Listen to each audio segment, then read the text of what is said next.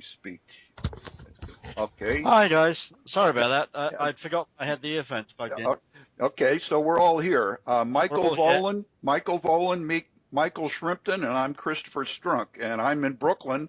Michael Volin is in Pennsylvania, and Michael Shrimpton is in England. Let's see, I'm not exactly sure where, but are we all hooked in? Yep, I'm here. Hi, Michael. Just a moment. Yes, Michael. Hi, and I can hear everybody fine. My pleasure. Now, this is being recorded with the expectation that a major portion of it, or maybe all of it, will appear on the Obama. Where's Obama's birth certificate? Sometime this week or in the near future. Yep. Better known as WOBC Radio Network. It's fine. Greetings to all the listeners. Yes. I'd like to introduce Michael Shrimpton and I go back to a court case in 2014 where a state judge was willing at a certain point to take a expert testimony on the background on who Obama is regarding DNA testing, et cetera. And Michael did an affidavit and it was submitted, and we could not get him over to the United States. There was a blocking of a temporary visa so that he could testify. So, and that led to a series of events, and right before a court trial in which Mr. Shrimpton was involved with. And I guess I'm going to let you speak, Michael. Yes, I was indeed willing to testify as an expert witness in the case in which you were involved, Christopher, and I was blocked clearly on political grounds. It was perfectly clear that the CIA station were involved in London in the decision to refuse me a visa on completely specious grounds. The actual ground of refusal was that I might not be had not established that I was a genuine visitor. Well, that was just offensive nonsense. I have visited the United States many times since 1991, and have always returned, well before the expiry of my visa. So I was being treated a little bit like a Mexican who'd hopped across the border in a truck without a visa. Now, it's also right to say that I was involved in a bogus set of criminal proceedings in England following my being alerted in 2012 by Benjamin Fulford, who in turn had been passed intelligence by a source close to the Russian military intelligence, the GRU, that a nuclear weapon stolen from the Russian submarine Kursk had been smuggled into East London in advance of the Olympic Games, the intended target being the opening ceremony to be attended by Her Majesty the Queen, whose 90th birthday is today. And I passed that on in good faith to the Ministry of Defence.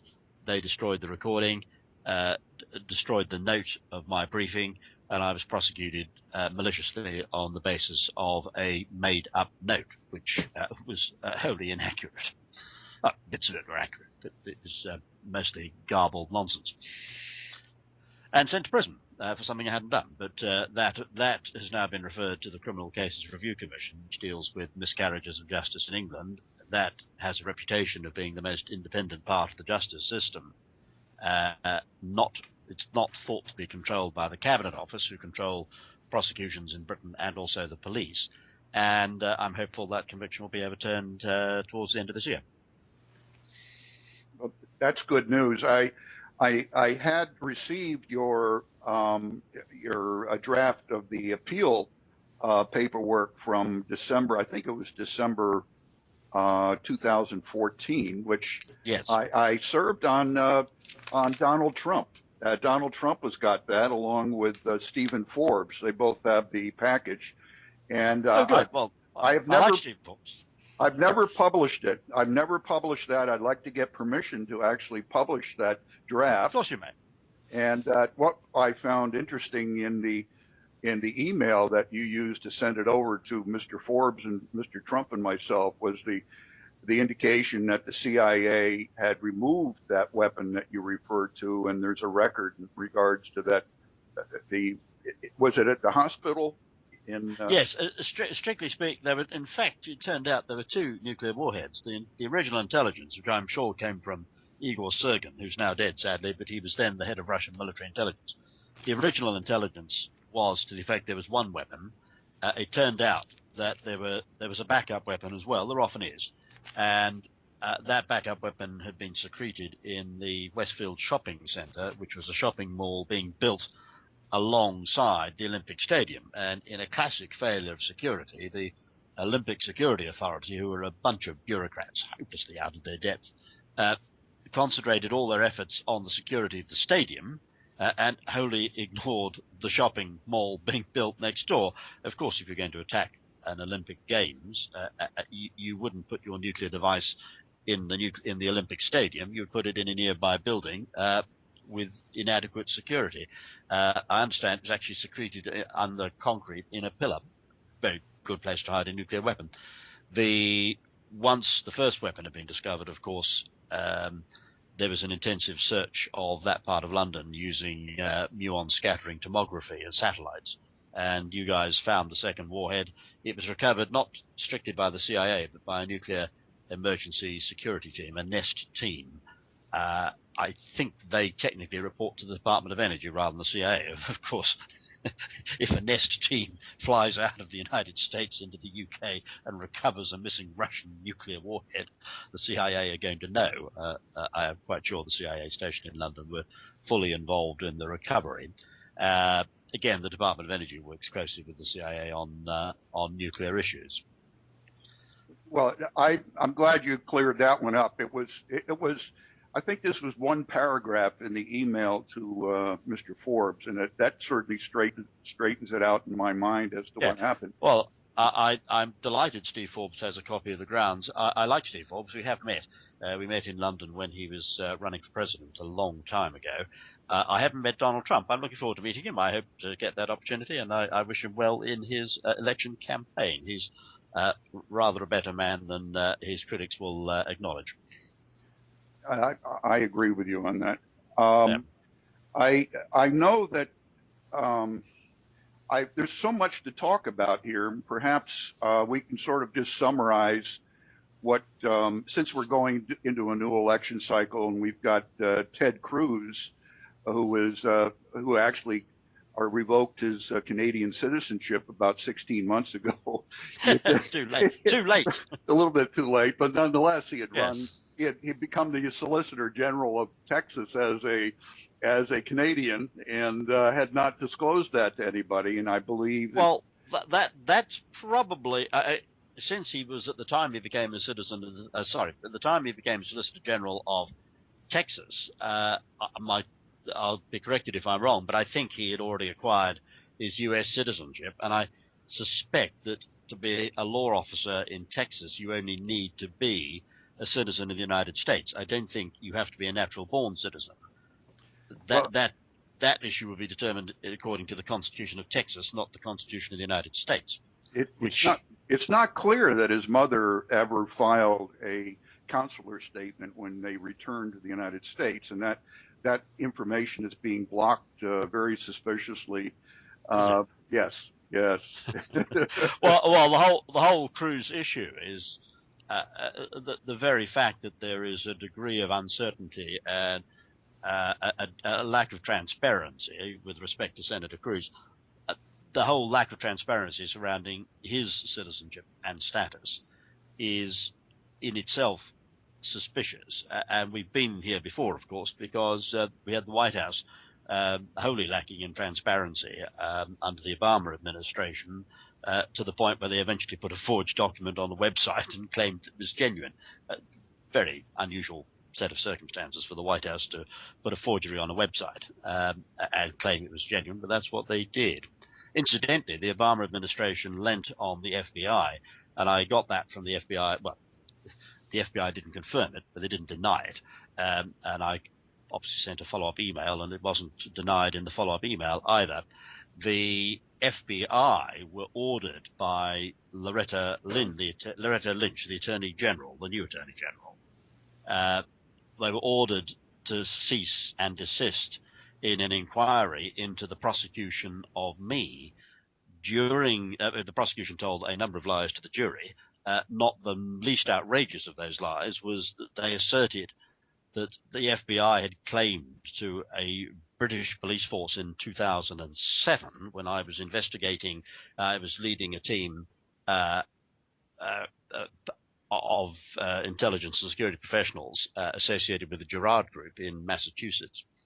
And we were investigating the kidnap and eventual murder, sadly, of Madeleine McCann, the British youngster who was kidnapped by German intelligence, a German-backed paedophile ring in Portugal in 2007.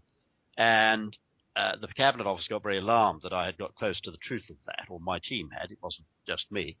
And the Leicestershire police put up a witness to the jury who claimed, without naming the agent, that the FBI had told Leicestershire police in 2007 that I was, quotes, delusional and borderline insane, end of quotes. Well, that was simply not true. There was no such claim. That witness couldn't identify, I'm not going to name her, but because I'm sure she was put up to this. I don't think it's her fault. And she may have been making the statement to the jury in good faith.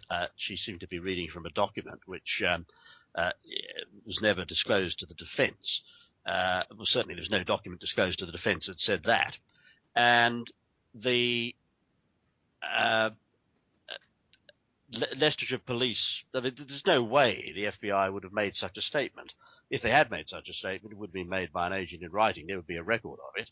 The police have been unable to produce a recording of any interview with the FBI or telephone conversation. They can't name the agent involved. The whole thing is obvious nonsense. I called in the FBI. I think the prosecution had the prosecution believed their own propaganda.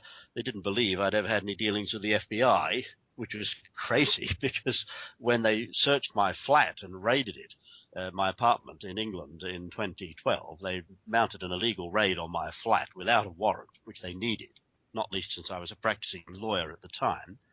They raided my flat and seized a whole bunch of stuff, including business cards from intelligence officers at the FBI. I've had dealings with the FBI going back, I can't remember when I first dealt with the FBI. It was probably 17 years ago. And I had supplied intel. I was a human intelligence source for the FBI. I had supplied intelligence to a number of people, including the Arabian Peninsula unit of the Counterintelligence Division and the Washington Field Office. And there were business cards, from agents of, special agents with the FBI, from the Counterterrorism Division, several of them. And the prosecution was still claiming, he hasn't got any contacts with the FBI. He just happens to be in possession of a couple of FBI business cards. I can't remember, perhaps half a dozen business cards from various people the FBI had dealings with, both mostly in the States. And the FBI commenced. I got through to the FBI. The prosecution gambled that I couldn't. Well, I did, and I got through to General Counsel's office. And they are very professional. General Counsel's office at FBI, very courteous. Of course, they would soon be able to establish who I was. I would have an FBI file as a human intelligence source. They would immediately realize from the fact that much of the intelligence I provided was, the classification level, the fact that they couldn't get into bits of the file would immediately tell them, whoa, this guy has not been just supplying us intelligence on low-level drug dealers or what have you. And they were very courteous, used to send me emails saying, "Dear Michael," much more courteous than the British prosecutors. And they commenced an inquiry, which was correct, because it was clearly, the British police and the British Crown Prosecution Service were dragging the good name of the FBI into the mud by making false assertions to the jury in open court, in public, on the record, about a false claim made that the FBI had never made about me, and which the FBI refused absolutely to back up. They hadn't consulted with the FBI before they made this claim. This thing was just put in front of the jury. There was no warning. And the administration then lent on the FBI and told them to can their investigation. Now, I know full well that the FBI treasure their political independence. They're not like British police forces who report to the Cabinet Office, who are very political. The FBI do not like political interference on their investigation. they've currently coming under political pressure not to indict Hillary Clinton. I know they're not happy about that, and I'm quite sure they weren't happy about being lent on by the Obama administration in my case. And I understand the orders came from high up the payroll at the White House. But Lynch has not been admonished for her activity in this particular instance? Not yet? No. No, I did pass it over to a friend of mine in Washington who used to be an Attorney General of the United States, and is not the only American law officer I've ever dealt with. And I'm hoping that he will be able to make, I've no doubt he's making private inquiries behind the scenes. I also tried to interest the House Intelligence Committee, but the chairman there, no offense intended, he doesn't seem to know much about intelligence, doesn't seem to know who's who in the intelligence world, and a little bit out of his depth. I suspect he probably could do with being replaced. How about Dianne Feinstein? I can see.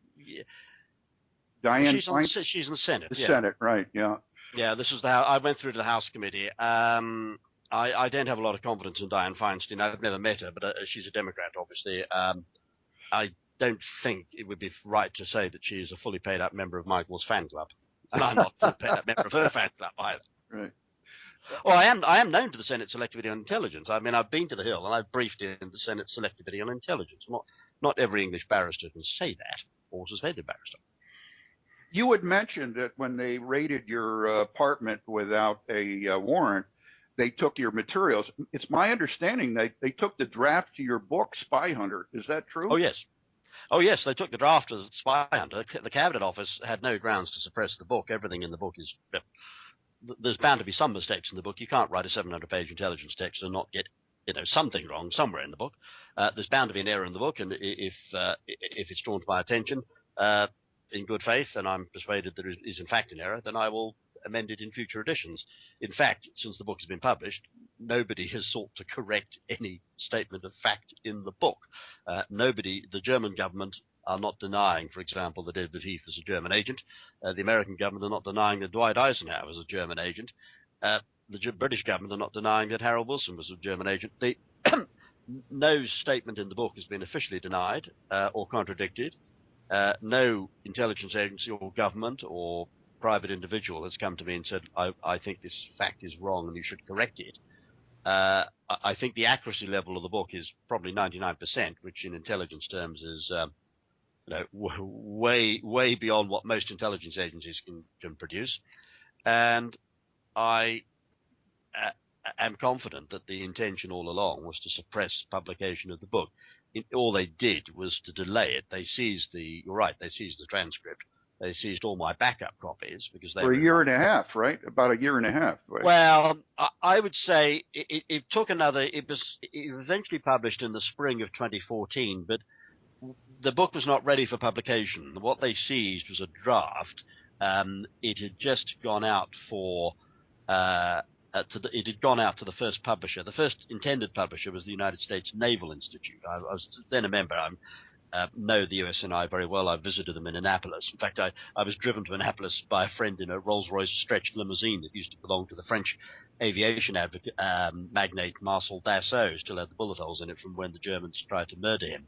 And we rolled up at Annapolis in this white Rolls-Royce stretched limo with the British and American flags flying from posts at the front of the car. And we were treated, we got very courteous treatment at Annapolis. We were allowed to park the Rolls-Royce right outside the USNI offices, which you don't normally get to do.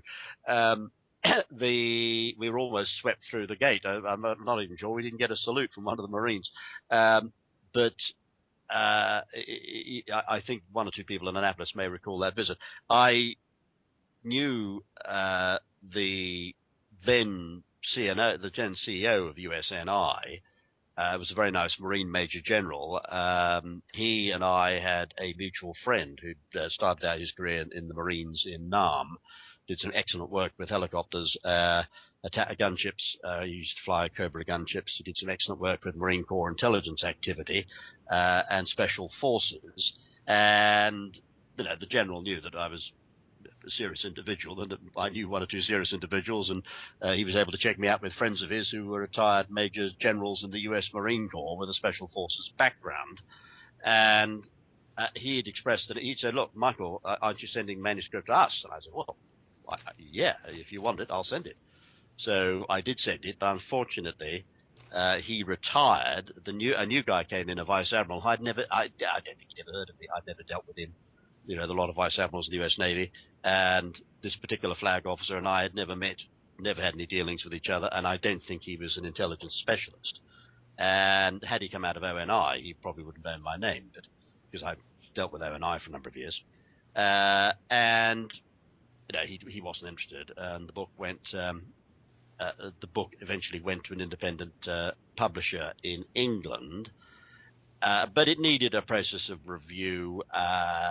There was going to be a publisher in the United States. It had to be translated, no offense intended, it had to be translated from English into American, i.e. Americanized. And then when that publisher was gently lent on by someone in a government somewhere, I won't say which government, but it's a government that had read the book and thought, oh, this could be a bit embarrassing. There was a decision not to publish, and we then got it published in England, and it had to be retranslated from American back into English. That whole process took occupied about a year. The book itself, the book itself needed revision. It was only an initial draft that was seized by the police, but I had backed it up. In America, it was backed up in America, South Africa, Australia, New Zealand. I think it was backed up in a total of 5 different countries because of the possibility of official action against it. And because governments are very keen often to suppress the truth. Fortunately, we were able to retrieve the backups. I would say the seizure of the book delayed publication by 3 to 6 months. It didn't delay it for the whole of the time between the seizure and publication. That was 2 years. I would say that we would have had it published 6 months sooner, but for the illegal raid. Now, gentlemen, Michael, can you hear me? I can hear you, Michael. Yes. The audio quality is excellent. I do have you on video. I don't have my webcam on because I don't know what happened to it. I know I had trouble with it earlier. I wish we could video chat.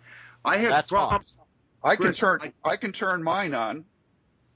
Yeah, I don't know what happened to mine. It was out for repair, and I don't know what happened to it. Anyway, I had only been able to commit to a half hour today, and we're coming up to that. And with that, I want you to continue with the interview, Chris. We'll do the whole 2 full hours without commercial. And I just wanted to thank Michael for coming on. I know you were under house arrest there, and you couldn't say anything, and now you can say whatever you want, at least for now, until something else happens in our government. Wanted to ask you a couple of questions really quick. We had started out on the forgery in 2008, before there was a birth certificate controversy, and we had the title of the website, Where's Obama's Birth Certificate.com. So we were well out ahead of anybody else. And then an investigation came only because the administration had put out the birth certificate on the White House website, April 27th, 2011, due to pressure that we knew about was Donald Trump and Jerome Corsi coming out with a book. And then it unfolded into this full-fledged criminal investigation with the Sheriff's Department declaring it a forgery, along with other experts and actually novices on the internet can take that apart in about 2.5 seconds and show how it was labeled and layered. And there's other discrepancies on the birth certificate about race of the father being African. When 1961 there was no African, it was either Negro or colored or black. And then it morphed into that. But it's turned into other things with my radio show. And I do thank all the people that are listening. This is a pre-recorded broadcast. Unfortunately, we have to do it on the weekend. It's morphed into why. Why did they put him in office? Well, there's 100,000 answers to that question. But it's become more apparent. And with the current election cycle, we have something very in common with everybody that's running for president, except Donald Trump. We have Obama, freshman senator, really didn't establish a voting record because they couldn't hold him for anything if he had a voting record. He was a constitutional law professor, although there was a question about that, whether he actually taught the Constitution as a law professor in Harvard, even if he showed up. And there's a mystery about him attending Columbia University. Seems like all of his classmates don't remember him being there. Anyway, now we have other freshman senators, as in Marco Rubio and Ted Cruz. freshman senators want to get in the door. They found a way. They found a trapdoor, the same trapdoor that Obama found to get in the office. He looks great. He speaks great. And every word out of their mouth is Constitution.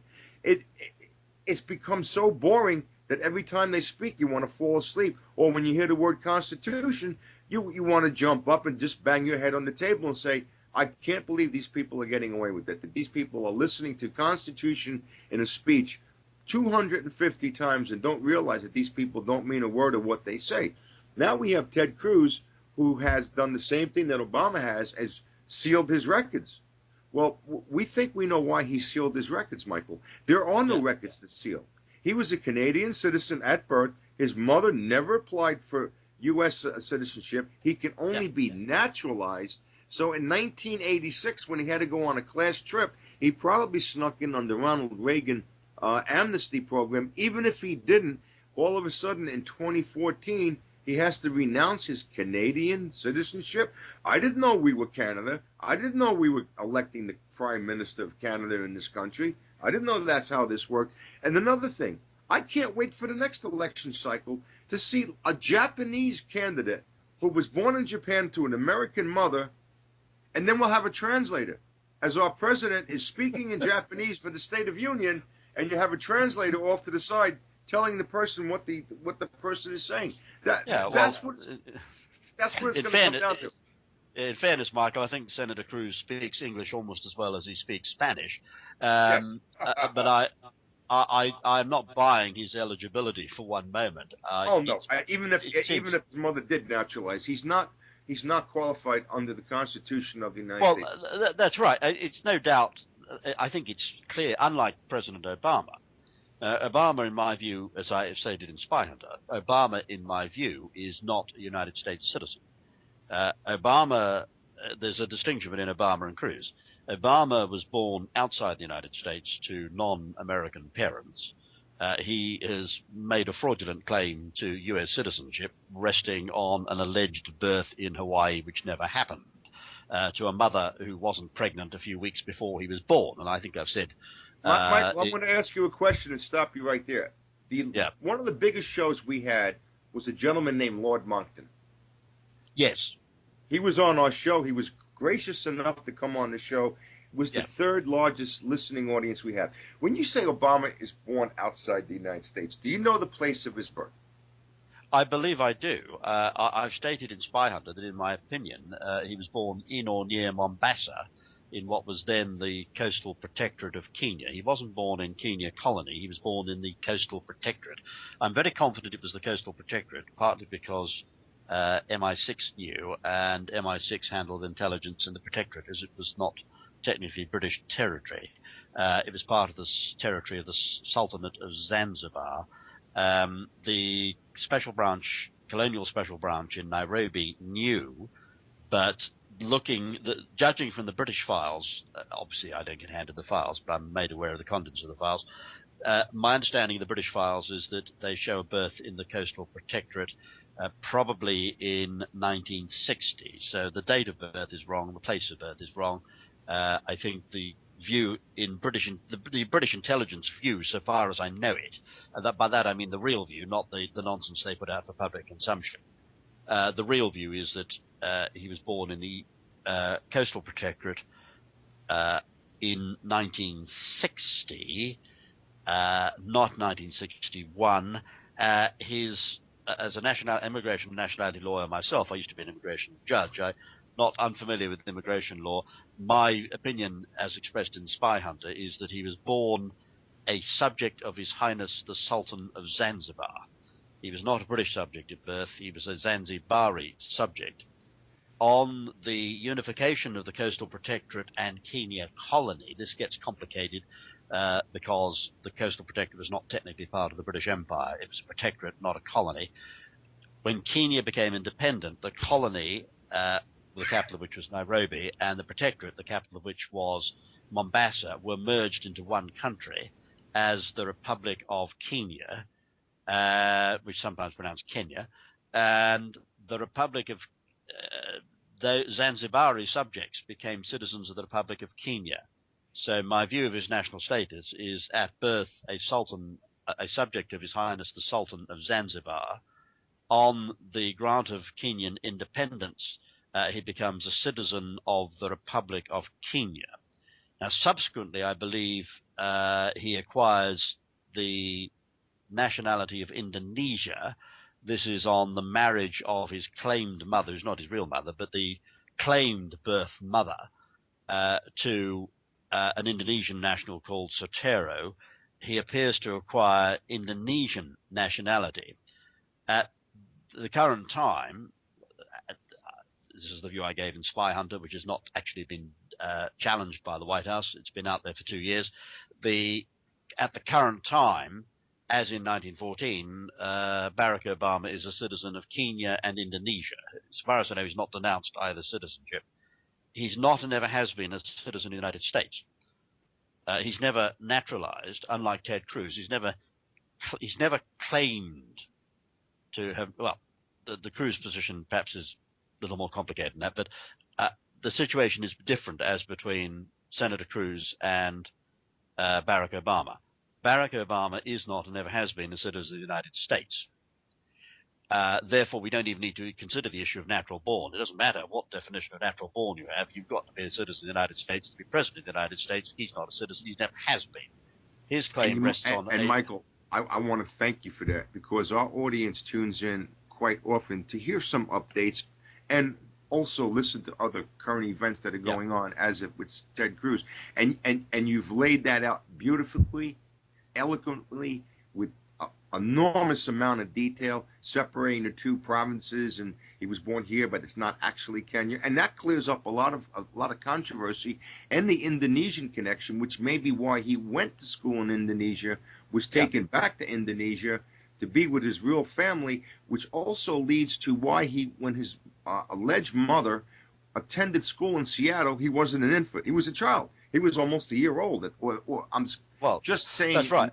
In that vicinity, and it makes a lot of sense. Now, from there, we'll take it. We'll take where his background went, how he was brought up with Frank Marshall Davis in Chicago with the Soviet Silver Master spy ring. We've had show after show showing in finite detail, and everybody who he associated with leads back to the Silver Master Soviet spy ring. Everything is centered around Chicago, the city of corruption these days. And it's easy to go from there. There are some dark periods about him allegedly attending Columbia University and why he went to Indonesia and Pakistan in '80 when it was a travel advisory not to go there. That was a hotbed. Probably wanted to sneak into Indonesia, maybe even to southern Russia. So you've cleared up a lot in the beginning there, and we thank you for that. Yes, well, Pakistan shared a border with Afghanistan. It still does share a border with Afghanistan, which, of course, in 1981 was under Soviet control. The Soviets having invaded the previous year. There may have been some meetings with the Soviets either across the border in Afghanistan or in Pakistan itself. Pakistan's always been a hotbed of intelligence activity. It's interesting you mentioned his trip to Pakistan. I think it's clear that he didn't have a real or genuine or fake United States passport to go into Pakistan. At that stage, I think it was more than a travel advisory. I don't think you could enter Pakistan with a U.S. passport. From memory, Zia al-Haq was the dictator of Pakistan at that time, wasn't he? Yes. The guy was shot down, whose Hercules C-130 was shot down a few years later. At that stage, I don't think you could lawfully enter Pakistan on a United States passport. Now, I think it's clear he entered Pakistan on an Indonesian passport, but of course the Pakistanis have clammed up and won't release the records, just as the records of flights and immigration records from Kenya to the United States around the time the father goes there. They're all the whole thing has been sealed and smacks of a cover-up. My view is that he probably entered Indonesia on an Indonesian passport. He probably had a right to Indonesian nationality through his stepfather or the possibly adopted father, Soetoro. It looks as though there was some form of legal adoption in Indonesia, which would give him a right to be, which would automatically make him an Indonesian citizen. So my guess is he entered Indonesia on an Indonesian passport, and he probably entered Pakistan on passport facilities granted by the Republic of Indonesia. What is absolutely clear is that he is not a United States citizen and never has been, and therefore can't possibly qualify under Article 2 of the United States Constitution to be a citizen in the United States. Indeed, he wasn't even eligible to be a United States senator. I don't think there was a problem with him being a state senator in Illinois. I've been looking at this issue for some time. He came on the radar with British intelligence. Well, obviously he came on the radar of British intelligence because his father was on the British intelligence radar in 1960 because of the father's terrorist connections with the Mau Mau terrorist organization. But the possibility of Obama becoming president was being floated at a time when he was a state senator, and it became a talking point in intelligence circles when he was a state senator. There was a guy who's claiming his father, who was in fact a Mau Mau gun runner, was claiming to be a goat herd in Kenya, who wasn't in fact a United States citizen, was a state senator and had ambitions to enter the United States Senate and possibly become president. And the whole issue of his citizenship was gone into pretty thoroughly then. He may not even have been eligible to be a state senator in Illinois. I remember looking it up, and it seemed a little bit, the requirements to be a state senator were a little bit unclear. Whether he was eligible or whether he wasn't, it's absolutely clear that he couldn't be a United States senator because he wasn't a citizen of the United States. You have to be an American citizen to be an American senator. You don't have to be natural born, but you do have to be a U.S. citizen. And he was never qualified, obviously, to be president of the United States, having been born outside the United States to a non-American father and a non-U.S. citizen mother. On any view, even the most generous view of natural-born citizen, a foreign citizen, subject of a foreign prince, neither of whose parents are United States citizens or have any connection with the United States at all, cannot be a natural-born citizen. Senator Cruz is different. I think Senator Cruz is clearly a U.S. citizen, unlike Obama. He is clearly eligible. I'm not querying his eligibility to be a senator of the United States. I think Cruz is eligible to be a United States senator. He is not, in my view, eligible to be a United States president because he is not natural born. To argue that point about being a senator, and we actually have people working with the Secretary of State from the state of Texas. We have an application. We're going over it, what it takes, what are the requirements to run for United States Senator from Texas, whether you have to be a citizen. And at that time, he had dual citizenship for the most part, and I believe he had complete citizenship of Canada. Like I said, he sealed his records, but there's no records to seal. And Michael, one final question before I'm going to let Chris take over the rest of the show is one of the things that keeps coming up in my mind is everybody knows. You have MIA, you have KGB, you have the Chinese military, you have everybody. They know he's crooked, Obama, and they know that he's not eligible, and they know his background. Could they use this as a weapon? Are they blackmailing him? Of course they are. Yes, I thought so. There's no doubt. I mean, the British government has used it in negotiations with the United States. Obama is on his way to England on Friday, and I'm sure there's an implicit threat that if he doesn't do what the British government want, then the British government might go public on his birth records. The British government have had a hold over Obama from the time he became president, and I'm well aware that has been used. It's totally improper, but that's the way the Cabinet Office work, and the Cabinet Office control our government. Britain is not a functioning democracy. The government is run from the Cabinet Office because the Cabinet Office has so much blackmail material on politicians because the Cabinet Office is penetrated by German intelligence, and German intelligence have a telephone tapping centre in London which taps MPs' telephones, judges' telephones, civil servants' telephones, and the Germans have a huge amount of blackmail material on key people in London. So in practice, the British government doesn't work democratically. The Cabinet Office have made free use of the intelligence advantage that we have by virtue of Obama's birth in a British protectorate in negotiations with the White House. The other countries, the Chinese, obviously they know the Chinese, Pakistan is pretty much a Chinese client state. The Chinese would know what passport he entered Pakistan on. They would have his ISI file and no doubt have talked to the Germans. The Chinese and Germans are very close. The British files would have gone into Peking. via GO2 in London, DVD Munich, then into Peking. So they probably went London, Munich, London, Dachau, Peking. The Chinese almost certainly got access to the British files, probably got photocopies of them or scanned copies these days. And I have no doubt the Chinese have used it. It's perfectly clear the Chinese have had leverage over Obama since the guy became president. And I've no doubt the French are well informed on this. I don't think the Germans clearly know. Every major intelligence agency in the world would know that Obama was not born in Hawaii. And of course, once the CIA know, the CIA know, the Russians are going to know because of the problems of penetration. Snowden, I believe that was one of the things which Snowden took to Moscow when he entered into those negotiations in Hong Kong with the SVR, very nice people, the Russian External Intelligence Agency. They're not like the KGB, they're much nicer than the KGB.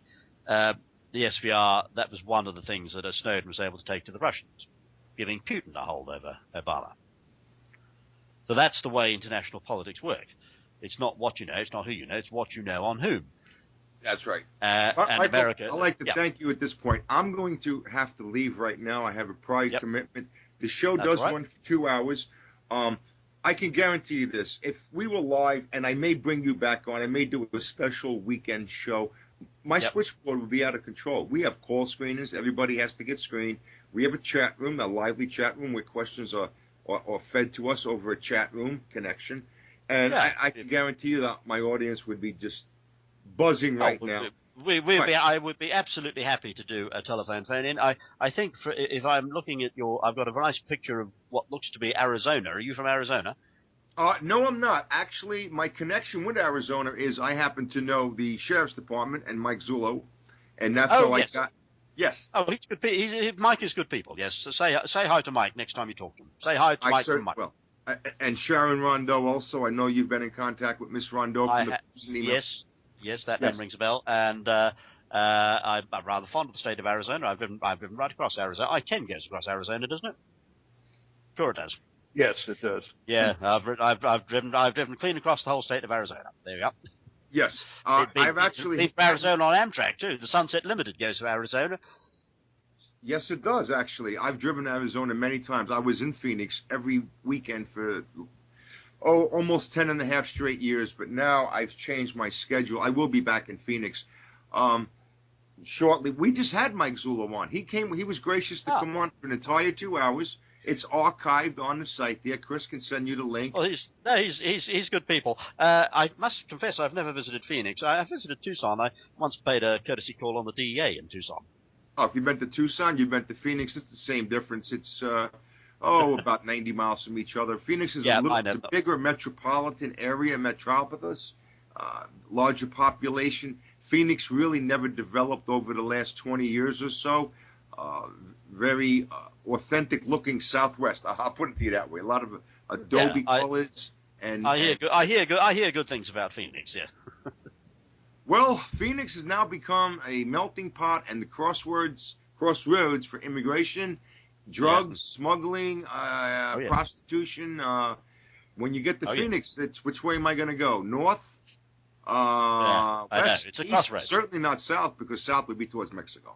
It's a crossroads. I do know the DEA boys in Arizona are pretty busy. Yes, and Sheriff Joe is under fire. He's been under fire for the almost 30 years that he's been in office, because when he incarcerates a prisoner, you don't get to watch the channel on TV you want to watch. You watch the cooking channel. You don't get to wear fancy clothes. You get to wear county-issued pink underwear. And guess what? When you're locked up in Sheriff Joe's jail, you have to go to work. Yeah, well, that's fair. I mean, I'd rather be in an English jail than Sheriff Joe's jail, but he's good people, Sheriff Joe. But then he only locks up the guilty. He doesn't lock up the innocent. Right. And that's he's a good lawman. He's a good lawman. Michael, make sure you get to plug your site, any blogs you want to give the audience out, and I'll let Chris take over the rest of the recording. And when we get done, we'll refine it, tweak it, and maybe send it for your approval first, and then kick it back, and we'll put it on the air sometime next week. Outstanding. And I'd like to thank you. Thank you, Michael. Okay, Chris, take over the rest of the show. Thank you. All right, you bet, and I'll be in touch. Yes, Michael, I'd like to get a bigger overview of Spyhunter, and it's not well known. It's on Amazon, but Correct. I'd like to get an old yes. Yeah, Chris, can I just break into the recording just a minute because I need to organise my dinner. A small domestic task needs to be performed. Okay. Can you give me 30 seconds? Just Sure.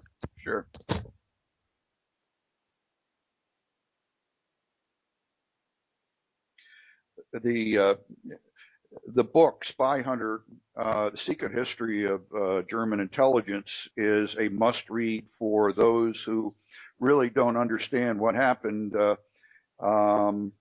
before the Battle of the Bulge, and the understanding that Martin Bormann, etc., were involved in transferring all of their functions through Madrid and out of Germany so that they could survive, and was involved in transfer of gold and command and control functions, which into Spain, and then ended up in Argentina through the paperclip program through the Juan Perón government, and involved the absorption through Reinhard Gehlen of the German intelligence functions of the ABWER into the OSS, which became the CIA, and that Gehlen became a general in the CIA, and that's Otto Skorzeny, who was an essential function of the stay-behind network. Right. Sorry about that.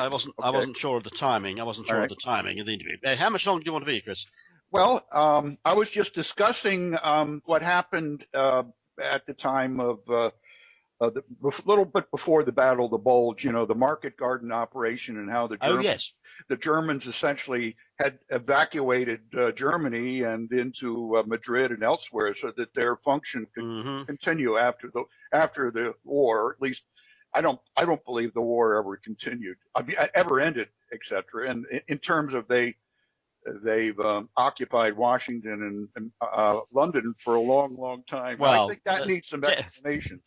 Well, the point is the hostilities between the Allies, the Western Allies, and Germany ended on May 7th, 1945, with the surrender of the German forces in the west at Lunenburg Heath to Field Marshal General Montgomery. I can't remember now. I think actually Monty had been promoted to Field Marshal by then. I knew his son. I never met Monty. I didn't know his son, the second Viscount Montgomery of Alamein. The German military surrender. There was then a surrender to the Russians as well. There's no doubt that the state of war between the United States, United Kingdom, and Russia and Germany concluded. I don't think Britain and America and Germany are at war technically. However, what is clear is that German intelligence, which is the theme of my book Spyhunter, published by June Press, if I'm allowed to give a plug, in 2014, available on Amazon, and I'm hoping that we will have a US published issue. Indeed, I'm rather hoping Alex Jones will pick it up. If Alex gets to hear this broadcast, he should feel free to give me a call. I've been reaching out to his people without success to see if Alex would show some interest in publishing it. I'm hoping we will get, during the course of this year, a US publisher to do a US edition, because it's expensive to get the print copy mailed from England. It's a big book. It weighs over 2 pounds. As I explained in Spyhunter, the German intelligence operation had been reorganized down at Dachau. The new agency was called the Deutsche Verteidigungs Dienst, or German Defense Service, and it carried on operations. Now, it's quite clear that service has waged an intelligence war against Britain, the United States, and Russia since 1945, and France. They've assassinated presidents like President Kennedy in the United States. They've conducted armed operations against the French. They actively assisted the Viet Cong, the Vietnamese communists, against the French, Dien Bien Phu. They have actively assisted the Argentinians and the invasion of the Falklands. They have committed, they blew up two de Havilland airliners, two de Havilland Comet jet airliners, beautiful planes, in 1954, murdering over 50 British and South African and American and Australian citizens, including Chester Wilmot, the famous Australian war correspondent. They have murdered, literally thousands of people. And a large number of their operations would count as acts of war, but that doesn't necessarily, just because the state commits an act of war and Germany is responsible for what its intelligence services do in its name, just because the German DVD commits an act of war, it doesn't follow that there is a war. The state which is wronged has then to declare war or commence hostilities. Now, you can start a war two ways. You can start a war three ways. There's the German and Japanese way, which is you just invade without notice. So you have the sneaky way of starting a war, which is the German and Japanese way of doing things. You can declare war, which Chad did on the Sudan a few years ago. The most recent example I'm aware of a state declaring war on another, in which case you draw up a formal declaration of war, which is the best way of doing it. Or you can do it as Britain did against Germany in 1939. You commence hostilities on notice. So you give the hostile belligerent, the belligerent that has, in the case of Germany, invaded Poland, you give them 24 hours to withdraw their forces, and then if they don't, the state of war exists. So Britain didn't actually declare war in 1939. We just gave the Germans notice. They failed to withdraw. We gave them an ultimatum. They failed to respond, and a state of war was then declared. There was no formal declaration, but the Prime Minister went on radio and announced that Britain and Germany were now at war. The Germans have been waging quasi-war. So we have been in a state of quasi-war where the Germans have been murdering British, American, Russian citizens, blowing up airliners, blowing up trains, sinking ships, and so on. We've had this quasi-war situation since 1945, but it's not a hot war, and there's no actual formal up till now there's been no formal outbreak of hostilities. Now that may change because the DVD their strength was their secrecy, the fact that nobody knew that they existed. That they're now out into the open. The first person who went public with them was Christopher Strunk, who they murdered a couple of years ago, disgracefully. July 2010, if I remember. Yeah, Christopher was murdered in July. He was poisoned a few months before. He was poisoned with a salmon sandwich. He died of weaponized liver cancer. One of the things that Germans worked on for many decades is the weaponization of cancer. A lot of people who die of cancer have in fact been murdered. Two friends of mine have been murdered over the years by the Germans. Weaponized cancer. Jimmy Goldsmith weaponized pancreatic cancer, and Christopher Strunk weaponized liver cancer. Now, now they're out in the open. Now that people know they exist. The problem the Jerrys have got is that the next time they blow up an oil rig like Piper Alpha in 1988 and murder 167 people, or they blow up an airliner like Tidal 800, the next time they commit mass murder, the risk for them is that politicians may then turn around and say to the Germans, you have 24 hours to shut down the DVD, or a state of war will exist in Britain and Germany, or America and Germany. Yeah, let me interrupt. You say that Flight 800 was taken down, the TWA 800 was taken down by the DVD. Oh, yeah. Really? Oh, yeah. It was shot down by an Iranian submarine, but the Iranian submarine probably had a German skipper. It was a DVD operation. The Germans sit behind the Iranians. They organized the Iranian Revolution. A very close relationship between the DVD and VVAC, the Iranian intelligence service. So the actual shoot down was by an Iranian submarine who fired a modified version of the Phoenix missile. 800 was brought down by a modified Iranian Phoenix called the Fakhur 2. But the Germans supplied the technology. So the Iranians couldn't have done it without German technical help. And I'd be surprised if the DVD would let an Iranian subskipper shoot down an American 747. The Germans obviously taking a risk. Germany decided to bring down an American airliner proceeding on her lawful occasions in international airspace. The Germans knew they were committed to the mass murder of 200 plus US citizens and the citizens of other countries who might happen to be aboard the plane. They didn't know the final, they didn't know in advance exactly how many people would be on the plane, but they were going to shoot down a jumbo jet. So, they knew they were committed to the mass murder of at least 200 people. And they knew the flight was going to be busy. They knew there was a bunch of students on the flight. When the German when the German intelligence service, the DVD, took the decision to destroy an American airliner in international airspace, that was that risked war with the United States had the truth got out. And there's no way I think the Germans would have let the Iranians have complete charge of the operation. I suspect a German Navy officer was in charge of the Iranian submarine that fired the missile.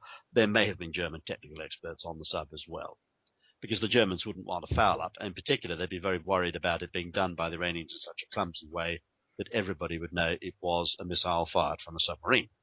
What would the purpose of this be? I mean, what's the overall intent? I know that Dr. Robert Kaplan essentially is saying that this is their third attempt to control the world, so to speak. Well, yeah, Robert, of course, wrote as you know, he wrote the foreword to Spyhunter. He's a good man in Jerusalem.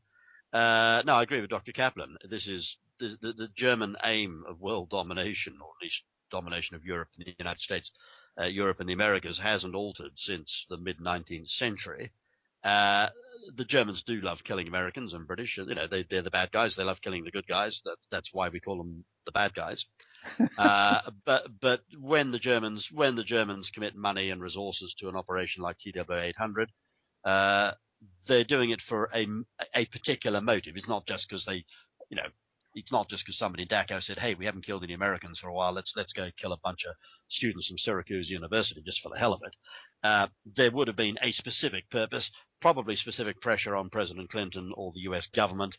It may be related to offshore movements of money. It may be related to the value of the dollar as opposed to the Deutschmark. It may have related to American support for the euro currency. There would have been some behind the scenes demand on the American government, and it looks as though the Clinton administration caved in. The Clinton administration knew full well the plane had been shot down, but they agreed to cover up. And then the NTSB came out with that ludicrous inquiry, which even some of the people on it have now rowed back from, and said, look, that inquiry was a fake, which indeed it was. The fuel tank had blown inwards, not outwards. If you have an internal explosion in a fuel tank, it will blow outwards, not inwards. If it blows inwards, it's because it's been hit by a missile or another aircraft, or some external body is acting on it. Or a limpet mine has been placed against the outside skin of the fuel tank. Basically, there's no way in the world TW800 had an internal fuel tank explosion. Well, certainly the story is that they came up with in terms of a spark inside the fuel tank. Oh, it's just nonsense. Apart from anything else, the wire would have melted. The current necessary to trigger the explosion would have melted the wire. The boys of Boeing, I've talked to Boeing over the years on various matters. The boys of Boeing do know how to make airplanes. By and large, you don't just walk along the street and see another jumbo jet falling from the sky in flames, say, oh, there goes another jumbo jet. Boeing 747s blowing up and falling out of the sky. It's a rare occurrence. Normally, when it happens, it's because somebody has made it happen with a missile or a bomb. Boeing know how to make airplanes, and TWA knew how to maintain them. They may not have maintained them. 800 was an old plane. She had about, 80, I haven't been a while since I worked on 800. I think she had 80,000 plus hours on the airframe. It was an old airframe. It was an old Dash 200 from memory. Might have been a 100. It was certainly an old airframe. So it wasn't in the best of states. And the wiring, a little bit frayed in parts, no doubt. But so it was a Boeing-built plane. Boeing knew how to design and build airplanes, and TWA knew how to maintain and fly them. It didn't crash because of any failing on the part of either Boeing or TWA. The question on the financial threat, that the Clinton administration got rid of the Glass-Steagall provisions that was a firewall between commercial and investment banking. And as a result of that, the trust accounts that were set up to guarantee our government securities were essentially commingled, and with the investment, the exchange stabilization fund for investment banks, and it ends up that whole mess goes into the whole derivative mess, and they're essentially maybe this is your area of expertise, if my understanding is correct, right? Yeah. Repeal. You're right, Christopher. Repeal of Glass-Steagall was a long-term German aim. The Germans were very upset when Glass-Steagall came in. The Germans wanted Glass-Steagall repealed. There's no doubt that there was German pressure on the Clinton administration, but of course they had all sorts of stuff on the Clintons, which made it very difficult for President Clinton to stand up to the Jerrys. They had stuff on Mrs. Clinton as well. In practice, it would be very difficult for Bill Clinton to have stood up to the Germans. Apart from anything else, the Germans knew who Bill Clinton's real father was. Well, it certainly wasn't Mr. Clinton. Well, I've heard stories about who his real father was. I don't know if you feel at ease to state it, but it was one of the Arkansas Rockefellers.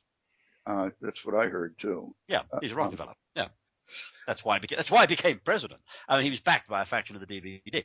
For all American presidential elections, the Germans interfere. The Germans do not believe in democracy; they never have, and the Germans will always interfere in British and American elections, Canadian elections, you name it. The Germans are backing certain candidates in this election. I won't say which ones they're backing. All I'll say is not Donald Trump. And a lot of the opposition to Donald Trump is being organized by the German station in Washington. That's absolutely clear. You can see pro-German media outlets are, like New York Times, Washington Post, CBS, and so on. All the media outlets that were close to Germany in World War II in the 30s and have been close to Germany for decades. They're all bitterly hostile to Trump. And it's the pro-German element in London who are opposed to Trump as well. Trump frightens the pro-German element because he's not. The problem with Trump from the German perspective is they can't buy him because he's worth $1 billion plus. They haven't got enough money to buy him. He's an honest man. He's not going to be bought. And the things like the Millennium Commission, Millennium Foundation, and the little private arrangements that are made for American presidents, financial arrangements, these are known to Donald Trump. The guy's got his own airplane. He doesn't just own his own car. He owns his own airplane. He's not huge amounts of debt. He's a good businessman, and there's no real scandal there. I mean, he's not. I'm not saying that the guy is. Every lady he slept with has been married to him at the time, and no offense intended to Trumpy. But there's no scandal. There's nothing there that's going to cause people to not vote for him. Indeed, the more they bring out about his private life, the more people are inclined to vote for him. He's a character, and he's enjoyed himself. Well, fine. I'm all in favour of people enjoying themselves. There's nothing. He's not involved in paedophilia or not like Edward Heath, where the German intelligence is supplying him with teenage boys, and they then bump on the head and knock him out and throw him over the side of the yacht. Compared to what a lot of the German-backed candidates have been up to over the last few decades in Britain, America, and Canada, and Australia, and elsewhere, Donald's as clean as a whistle. You could just about make him a saint. What I find interesting, I was down near his building near 40 Wall Street, and what I looked into his businesses, none of them are publicly traded. They're all, in other words, you can't raid the companies through public trading. So no, the Germans have got no leverage on Trump, and of course Trump is promising to revitalize the American economy and to pay down American debt, and that's panicking the Germans and the Chinese. Trump understands that China's economic advance is at an American expense. The policy of the Clinton and the Obama administrations has been and Bush senior administration from 88 to 92 was to build up China at the expense of America. If Hillary Clinton becomes president, then China's economic advance will continue and America's economic decline will continue. And the two are interrelated because you guys are bankrolling the Chinese by buying Chinese exports. And Trump understands this. And he's going to stand up to the bully boys in Peking and he's going to look after America. And that's why I like him. That's why I'm backing him. Donald Trump stands for America and he is in favor of the working man and he's going to give Americans jobs. And he's going to stand up to China. And that will reverse, if Donald Trump becomes president, the American decline vis-a-vis China will be reversed. Now, that's causing panic in Peking. Well, and how it's about, causing panic in Dachau, Berlin, and Brussels. Well, just recently, the Brussels bombing occurred, and Obama was distraught because he felt that the continuation of the EU was at risk. And I was really surprised to hear him really saying that the EU's got to stay together and it can't be allowed to break apart. I know that you have been actively involved, and I support your position on getting England out of the EU. And so what is the status of the election coming up in June? Well, it's looking good. The official polls are showing even 50-50, but as I explained in my latest article over the weekend, this weekend, published yesterday, Saturday, April 16. Where did you publish today? Oh, Veterans Today. I'm writing a weekly. I've resumed my weekly column on Veterans Today, and as I explained in my column this weekend, this has been recorded on April 16th, but it's obviously going out later. I've explained that the polls are showing, the private polling is showing probably a commanding lead for the Leave campaign. The good guys have beaten the bad guys. I would say we're a good 10 points clear in the real polls, the private polls, the ones that are not getting published. The polls that are getting published tend to show a slight lead for the good guys, or possibly even Stevens. But those polls are unreliable as they were in the general election. They underestimate the conservative viewpoint, and they're certainly underestimating the real state of opinion. It's quite normal for a poll to say 40% vote Leave, 40%, 3% won't vote, 17% don't know. Those don't knows, a lot of those don't knows are in favor of Brexit, as they were in the election campaign. The polls were humiliated during the election campaign last year because they didn't predict the Conservative outright victory. No single polling organisation in the United Kingdom predicted the result of the election. And the reasons for that are clear. That a lot of people who are conservative-minded or adopt conservative positions, small c conservative positions, won't tell pollsters their true opinion. There's a known phenomenon. It's applied in Israel where the polls got it wrong. It's applying in the American election. And pollsters do not adjust their figures. The data they're putting out is not raw data anyway. It's adjusted data, and it's adjusted in favor of left-wing positions. And the polling industry has still not got to grips with the idea that a poll ought to be objective, and the adjustments they make to the raw data ought to be done, A, in good faith, without political considerations, and B, ought to be accurate. And so you can just about write off virtually every polling organisation in Britain. Their polls on Brexit, take it from me, are not accurate. What would happen if the EU lost major members? What would be the outcome of that? Well, it certainly could trigger the breakup of the EU, which would be very encouraging for Europe and Britain and the world. In what regard? Why would that be encouraging? Well, it would be very encouraging because the EU is controlled by Germany, and it's historically been bad news for the humanity to have Germany powerful and Germany in control of continental Europe. That's something that we fought in World War I and World War II to stop.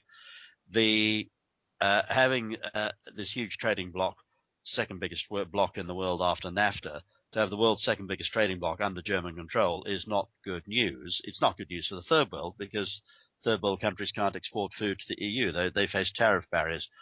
It will be good for third world countries who want to export food to Europe. It'll be good for democracy because none of the European states at the moment are democratic. It will allow countries like France and Holland and Belgium to resume democratic government, which is what many people gave their lives for in World War II. It certainly would be a blow to the elites. It's likely to lead to much greater transparency, much less corruption, and with free trading nations, with floating currencies, it's likely to lead to long-term greater economic growth, lower interest rates. It's good. It'll be good economically. It'll be good politically. It'll be good constitutionally. And it means the Germans get taken down a peg, which is good news for the rest of the world. What is its relationship, if the EU were to remain, its relationship to the new emerging BRICS bloc, and what would be the result without the EU? How would its relationship with Russia be?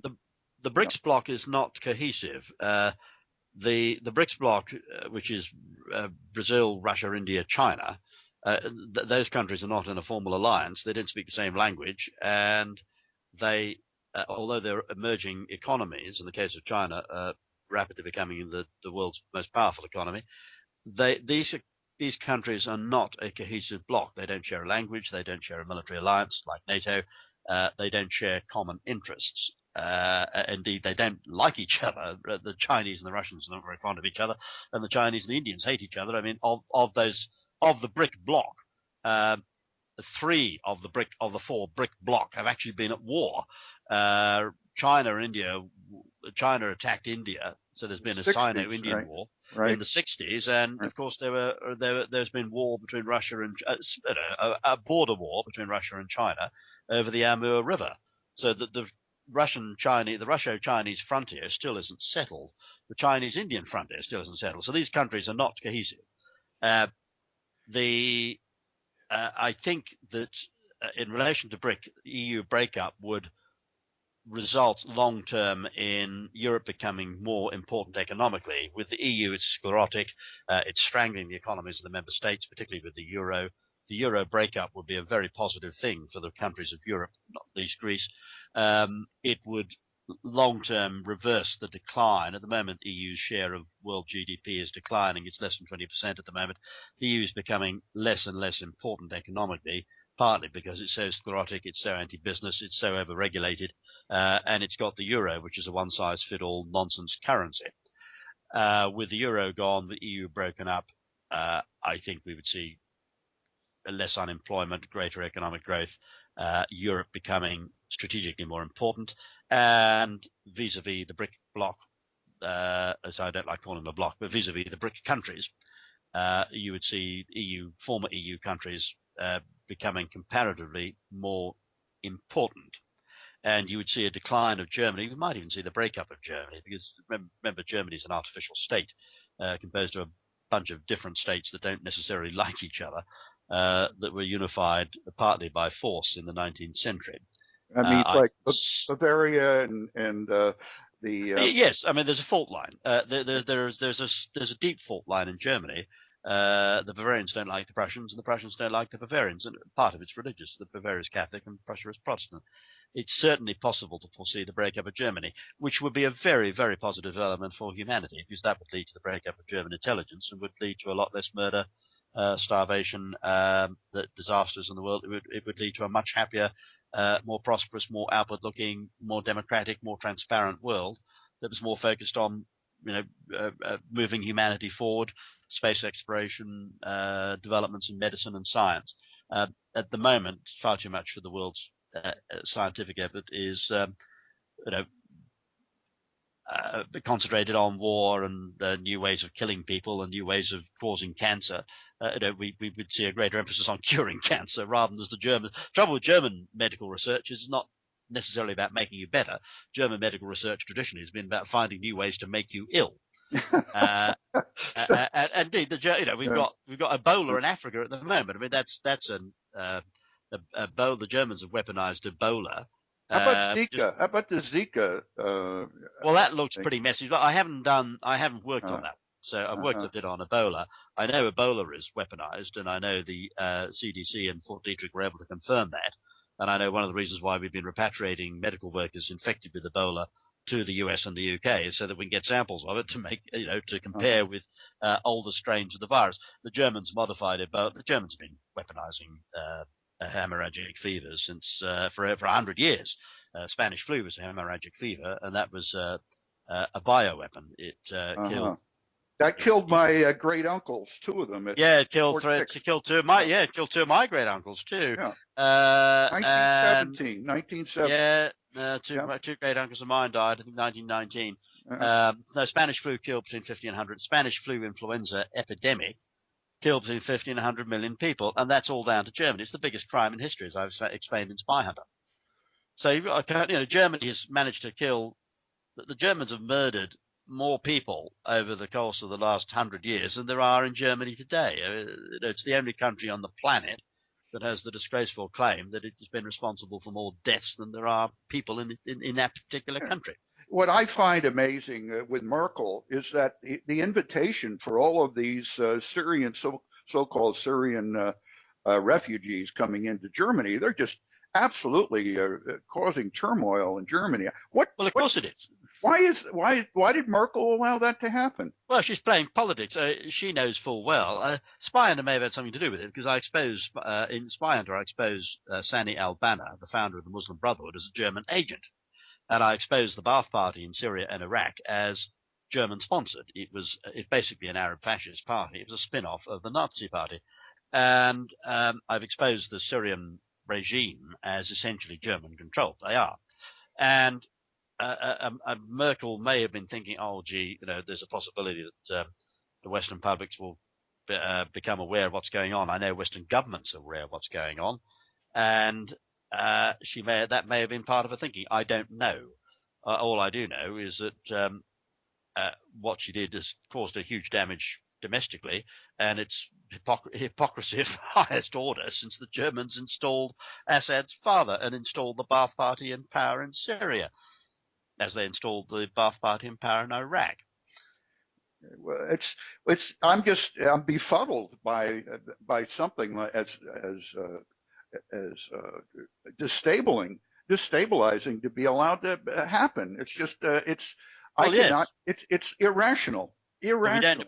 We don't have freedom of movement in Britain or America because our intelligence agencies are penetrated by the DVD, and so many of our politicians are being blackmailed. I mean, I could give you details. I won't on a radio program, but I could give you details of a £50 million bung that the Germans organised in connection with HS2 and trying to stop the European referendum.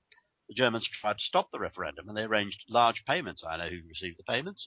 Some political parties did. I know who in the political parties got the money, how much they were, who the sending bank was, and who the payer was. The CIA know. The British public aren't allowed to know.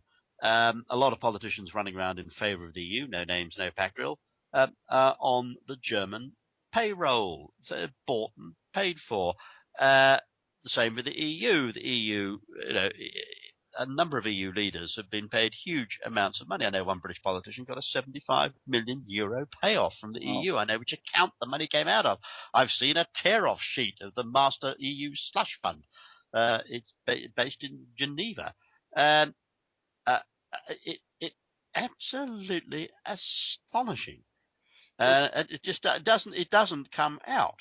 How does Obama fit into this, where he would actually come out and defend the EU and just? Well, he's bound to defend. He's pro-German. I mean, he's the most anti-British president. As a Muslim brother. Yeah, well, he's a Muslim. He's certainly not practicing Muslim, but he is a Muslim.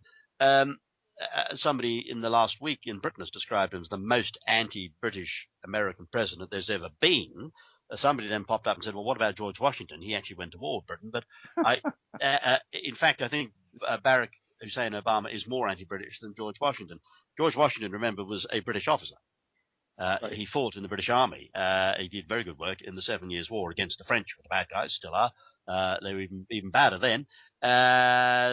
Washington had great respect for Great Britain. He was born a British subject. He was born a subject of the King. He was a commissioned officer in the British Army, a very able one, obviously. He beat us.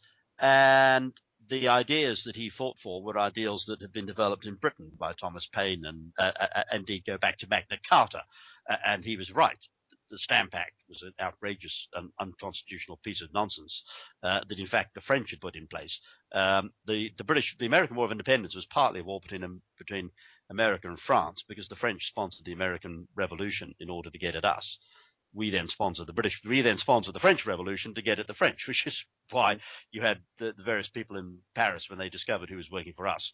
Our boys then got executed, guillotined. That's why you have such huge bust-ups in the French Revolutionary government after 1794. But basically, the French bankrolled the American Revolution to break up the British Empire. Britain then bankrolled the French Revolution, got it going. We lost control of it, but once the bad guys found out who was reporting to us. But we started the French Revolution to get back at the French and throw Louis XVI off the throne and teach the French a lesson. Don't mess around with the British Empire. My family. The War of Independence was partly strategically, it was partly a war against the French because the French set it up. Because as I exposed in Spyhunter, Lord North, the Prime Minister who partly pushed the Stamp Act, North was working for the French. Well, it's interesting. I always considered George a German, and my family had come over here in 1754 and took an oath to George, in Philadelphia. And yes, but that would be George II. Yes, right. And when the revolution broke out, we actually changed our name, so we wouldn't be found under specific names. So it would be found as treason to the king. George II led the British Army into battle at Dettingen. George II was a British monarch. The connection with Germany comes about through marriage, because of the marriage of Sophia to the Elector of Hanover. Sophia died before she became queen, and the issue of that marriage between Sophia and the Elector of Hanover became the Hanoverian dynasty. We had George I, II, III, and so on. And George II and George III were British monarchs. They loved this country. George II mostly spoke German, but George III made a real effort to speak English. George III was committed to agricultural reform, had a real concern for the welfare of particularly the farming people who, Britain was largely an agricultural nation when he was king, certainly in the first half of his reign. In many ways, he was a good man. He wasn't mad. He suffered from peripheria, and it was an illness. He wasn't mad. He wasn't bad. I know in America he's portrayed as a tyrant, but that's based on a misunderstanding. The tyrants were the politicians like North who were pushing the Stamp Act, to which George III was opposed. But as I explained in Spyhunter, the problem that George had, he was broke. George III didn't have any cash, and he'd had to carve up a deal. He had to carve up an annual payment called the Crown List from the government. He was dependent on the government. Had George III been able to take the decisions, as opposed to the Prime Minister who was reporting to the French, the decisions would have been taken in the British and the American interest, and George III would have respected the rights of the American colonists. Well, I believe both Washington and Franklin were interested, along with Burke, that we should become part of the Parliament and vote up our own taxes, right? So that we would never leave. Yes, right? There was certainly war was not the only option. Virginia, by the time of the Revolution, by the time of the American Revolution, Virginia was arguably had achieved Dominion status, and there should have been no interference by the British Parliament at all in Virginia's internal affairs. That was clearly unconstitutional. In relation to the rest of the colonies, again, it was an improper, it might not be unconstitutional, but it was certainly an improper interference by Parliament in their internal affairs. They all had elected legislatures, and the stamp tax should never, ever have been imposed from London. It was imposed in order to create rebellion. It was imposed by French assets in London in order to break up the British Empire by encouraging rebellion in the American colonies. That, for the world, that was a bit of a disaster, because I think had Britain and America, had we respected the rights of the American colonists, had the rest of the American states achieved Dominion status along with Virginia, had the British Empire stayed together, then we would have been fighting, we wouldn't have had World War I and World War II. We'd have been too powerful together. Driving a wedge between Britain and America, which the French was successfully able to do in the 1770s, was a disaster, not just for Britain and America. It was a disaster for the world. And we still haven't lived it down.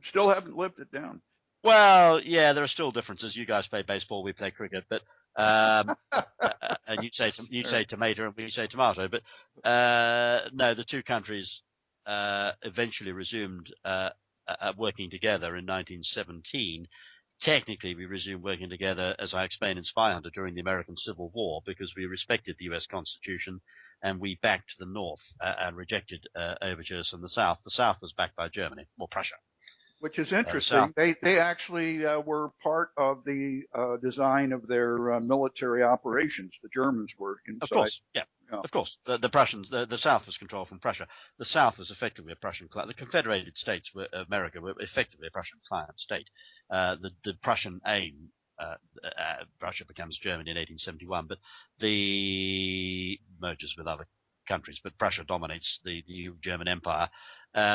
The German/Prussian aim was to kill a lot of Americans, hold back American economic development, and split the United States. We understood that in London. Lincoln understood that. One of the reasons why the Germans arranged for his assassination, or the Prussian Secret Service arranged for his assassination, and Prussia was anti-America, wanted to hold America back. London understood that, and London and Lincoln reached an understanding whereby we did not back the South, although the South wanted us to back them. And we rejected all overtures from the South, and we stayed out of the war. By staying out of the war, we allowed the North to win. Had the British Empire, then the most powerful, the world's only superpower in 1861, had the British Empire gone into the Civil War on the side of the South, which is what Jefferson Davis wanted, then we would be able to blockade the North, and there would either have to be in practice there would have been an accommodation. My understanding is that the Tsar of Russia had actually stationed his fleet in New York Harbor in 1863, and that the cost for doing that was actually arranged by Seward in the exchange of Alaska, where we rather than saying, "Hey, we'll pay for your fleet," we bought this frozen piece of land up. Yeah, that was a good deal. I mean, right, I've been to Alaska, lovely place and full of oil. There's not just seals up in Alaska. There's a lot of oil and energy. It's a wonderful state, wonderful people there. No, that was a good deal buying Alaska. That was the best buy. That was the best buy since Jack Daniels had their last Christmas sale. That was a very good buy. But we did the right thing. We respected America's freedom to conduct her own affairs. We respected the U.S. Constitution, and we understood that a divided America was not a good thing. So we did the right thing by staying out of the Civil War and letting the North win. And that is the real start. That's the real start of the rapprochement between Britain and the United States. It goes back. The foundations of the 1917 alliance go back to 1861. Well, certainly the Russians have played a very important role here. I don't think we've ever been at war with the Russians per se.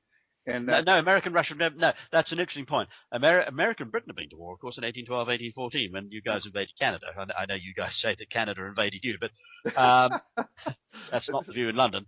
The American Britain have been to war. American Russia have never actually, despite the Cold War, America and Russia have never been at war. Now, American and Russian forces have been in combat, but it's always been unofficial. There were one or two little incidents involving submarines in the Cold War in the Barents Sea. So, yes, there have been incidents where US and Russian men of war have been engaged in actual combat and collisions and so on. But these have all been entirely hushed up and unofficial. They weren't strictly acts of war.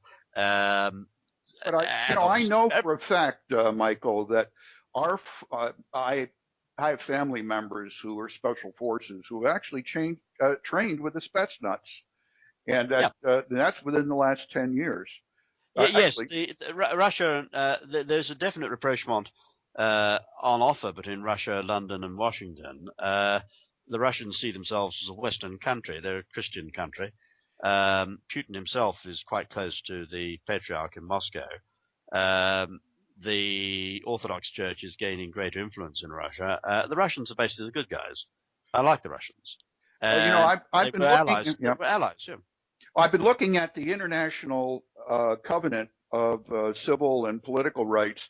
And I've studied that because it was not adopted entirely, except with reservations, both in 1982 by the Canadians. They had reservations as to the first 23 provisions. And the articles, we also did the same article reservations in 92 under the Bush administration, where they were not self-actuating. But what's interesting is the Russian Constitution actually makes the duty of all public officers to defend human and citizen rights as part of their job, which is very interesting. It's one of the best constitutions I've read. It really is.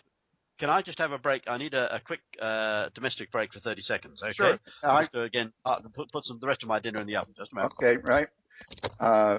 The issue really of how Obama and let's say the New World Order versus state nationalism.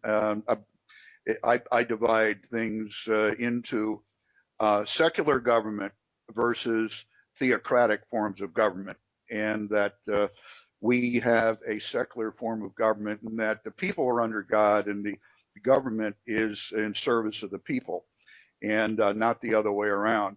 The theocratic forms of government are the other way around, where the government is under God and the people are under the government.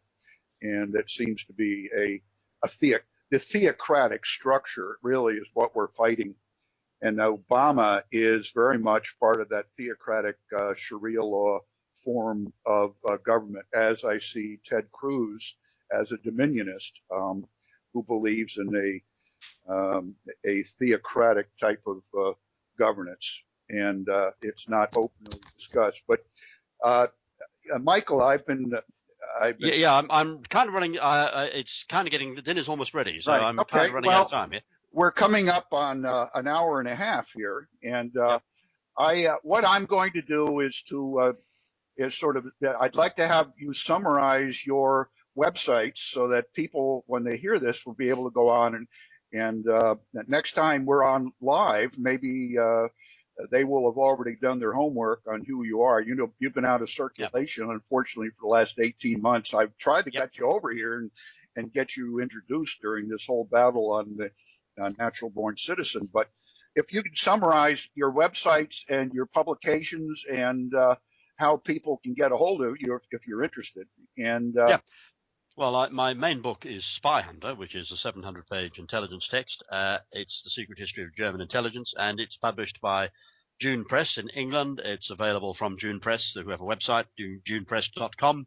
That's June as in the month. And it's also available via Amazon. You can get it in a print copy or a Kindle copy. Kindle's cheaper. I'm afraid it's about 800 pages in Kindle. It's probably just a little bit too long for a Kindle book, but it's a lot cheaper, and if you've got a Kindle reader, obviously a lot easier to read than it's a lot cheaper than getting the print copy sent over from England. I'm hoping that we'll have arrangements with an American publisher during the course of 2016, and I also write a weekly intelligence and political column on www.veteranstoday.com, and that's under my own name. The editor-in-chief there is Gordon Duff, ex-Marine Corps intelligence activity, a very nice man, not unknown to the CIA. That's what I hear. Yeah. Well, I thank you very much for coming on. It's been a while. My pleasure. Since you've been, I don't know if you've been interviewed since February. I have. No, I've had a couple of. No, I've had the gag was the British government gag was effectively lifted. I was on license for 6 months after my release from prison in August. And the probation service wouldn't permit me to speak. I needed their consent to do media interviews. They refused all approaches. So there was effectively a gag imposed by the probation service, which reports to the Cabinet Office, but like all parts of the British government. But that gag was lifted in February, and I've done. I suppose this is my fourth or fifth interview since the lifting of the gag. Well, I am now exercising my right of freedom of speech. And we're very happy to have you on. And I assure listeners I shall continue to be uncontroversial. Well, okay, very good. So I'll be in touch, and we'll make an arrangement for the next broadcast. Assuming the Germans don't whack me in the next few weeks, I look forward to being on the show again. Very good. Thank you very much. Okay. Thank you. Bye-bye. Bye.